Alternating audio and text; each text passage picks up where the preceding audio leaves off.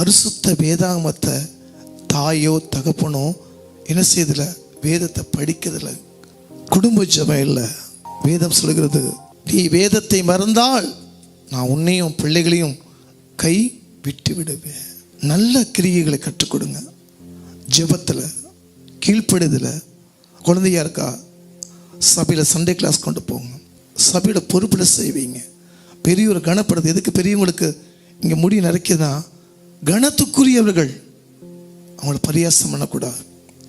பெற்ற தாய் தகப்பனை பேர் சொல்லி கொடுப்பனுக்கு ஐயோ. பிள்ளையை பெற்றுட்டு அம்மா எத்தனை பேர் இருந்திருக்காங்க. நல்ல தகப்பனை, நல்ல தாயை, நல்ல மகளை கொடுத்துருக்கிறாரு. இதுக்காக உங்கள் மூலமாக தேவநாமம் கனப்படுத்தும் தேவன் செய்திருக்கிறாரு. நம்ம ஸ்பெஷல் கிளாஸ் போகிறோம், படிப்பு போகிறோம், நிச்சயம் தேவை. அதை காட்டிலும் குடும்ப ஜெபம், வேதம் முக்கியம்.